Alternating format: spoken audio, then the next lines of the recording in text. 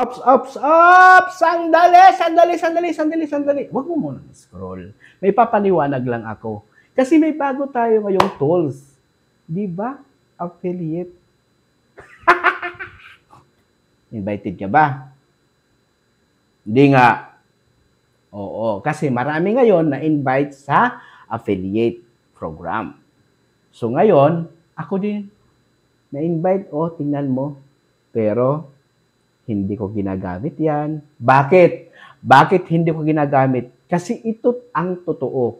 Guys, pag ginamit mo yan, hindi lang basta-basta magpo-post ka. Hindi lang basta-basta ikukunik mo lang yan sa application ng Shopee. So, ganito kasi yon.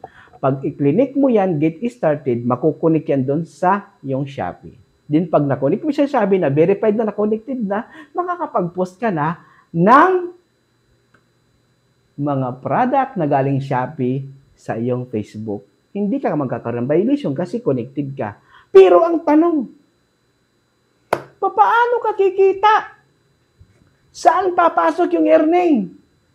O di ba? Yung earnings yan, guys, papasok din sa Shopee. Doon yan papasok sa Shopee ang earnings mo. Hindi dito kay Meta. Tandaan nyo yan.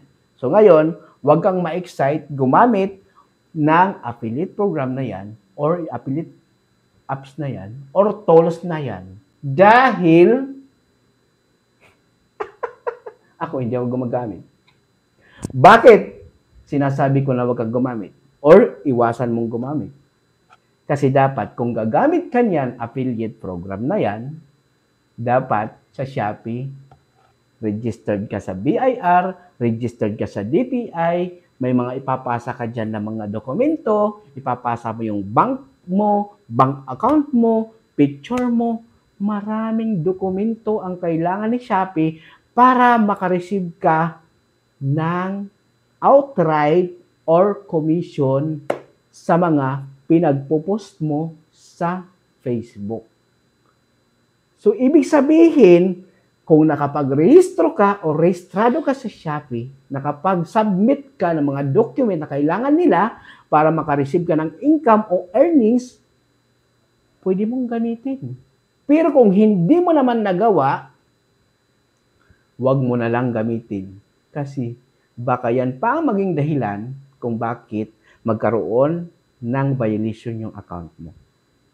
Di ba? Ganun lang kasimple. Napakadali. Guys, ito ang totoo. Hindi nga kayo naggagawa or natatapos ninyo ba?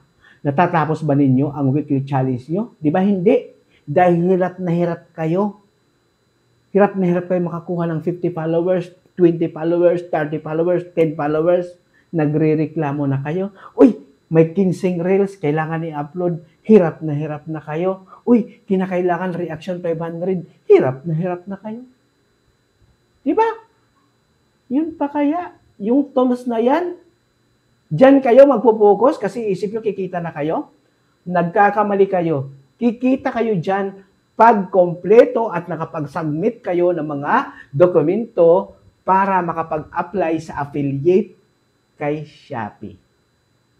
Kung nakapag-apply ka, nakakuha ka ng DTI, BIR, lahat dyan ng mga kinakailangan na i-submit as individual affiliate member, makakakuha ka ng earnings. Pero advice ko lang ng isa, mag-TikTok ka na lang sa Shopee. 5%. 5%, 10%, ang liit ng earnings dyan. So, ang tanong, lahat ba na ipopost mo, may mag-click-click, may bibili? Magkaka-earnings ka dyan kung may mag-click at bumili. Kasi pag i-click nila sa wall mo ang pinost mo, mariredirect sila sa Shopee. Then, pag bumili sila, may earnings ka. E paano kung wala? Nag-click lang. May earnings ka ba? Yan ang sinasabi ko na mag-focus ka na lang sa content mo. Huwag muna itong tools na to.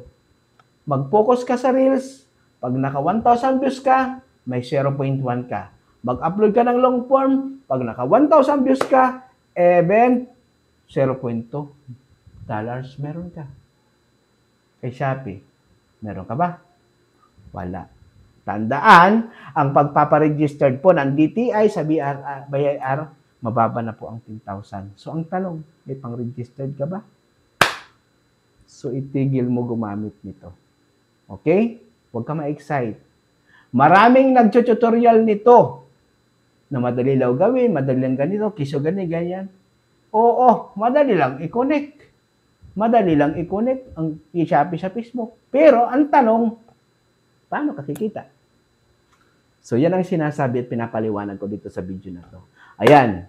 So, kung nakarating ka dito sa aking video na to, pwede ka mag-comment kung taga saan ka. PM mo ako kung may kailangan ka, paano ayusin yung account mo, tutulungan kita. Wala pa akong sinisigil na bayad. Ang ahangad ko po ay makatulong. Kung ako po ay nag-success dito sa Facebook, marami po akong account, mga monetize na rin po. Hindi po ako magsasalita dito kung hindi nangyayari sa mga account ko. Okay? So, advice ko lang po sa inyo, stop using these tools. Kung nakapag-registered ka, gamitin mo to, sigurado, kikita ka dito. Pero kung hindi ka napag-registered kay Shopee, huwag mo nang gamitin to. Yan, maraming salamat. Thank you for watching. Bye-bye. Have a good day.